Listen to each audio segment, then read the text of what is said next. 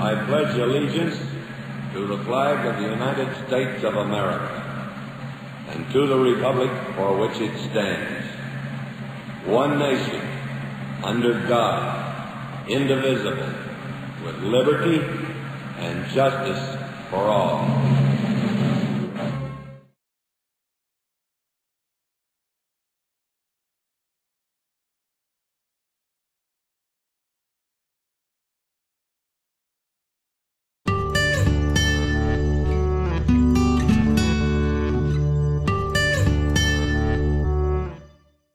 Today was the first day that we had the animals on display, and we weren't sure what the reception would be, but we had 22 tours with a little over 1,000 people came through, and we didn't have one negative comment. We had nothing but support, and it's refreshing after all of the hoops we've jumped through to try to open a business and pay for this expensive piece of property. I think we finally have gotten the niche now. If we can get through this county issue and try to resolve that with them, I think this will be something exciting for Beaufort. I mean, everybody loved it, and the cats responded well.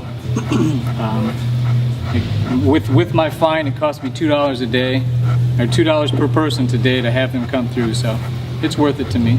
And I think we'll plan on doing it next week if I don't get arrested. In this facility, I've done this for 26 years. This isn't something that I just concocted to irritate the county or make the county mad at me, despite what they might think.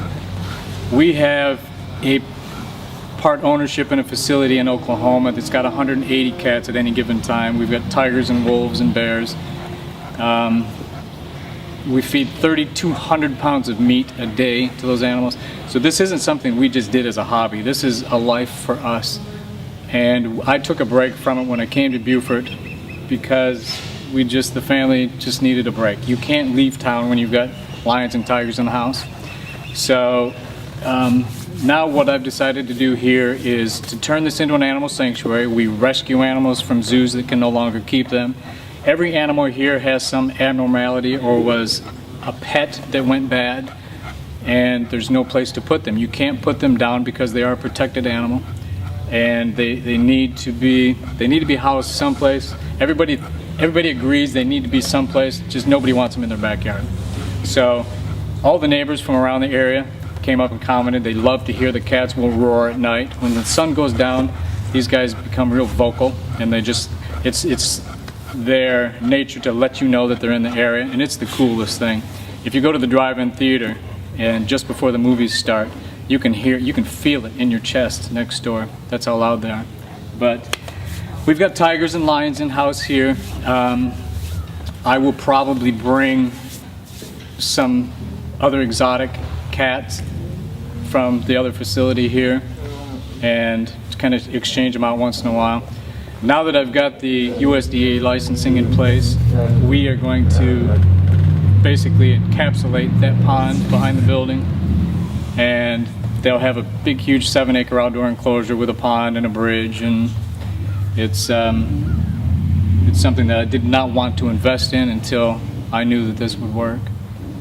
And the ironic thing is the county says that I can't have a cash register ringing a sale in the front while there's animals on display, because that makes me a zoo, where I argue that a sanctuary can sell items in their gift shop to pay for the sanctuary, and it's still a sanctuary. They said that an animal cannot be present when $1 is exchanged hands. But they do it across the street at the dog shelter every single day. They exchange money for dog adoptions.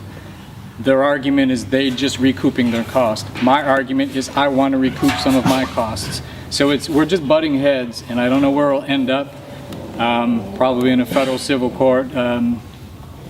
rights court case, because what I'm doing is legal. To possess these animals, there's no state laws, there's no local laws, and I'm licensed by the United States federal government to display these animals. So I think they're overstepping their boundaries a little bit here.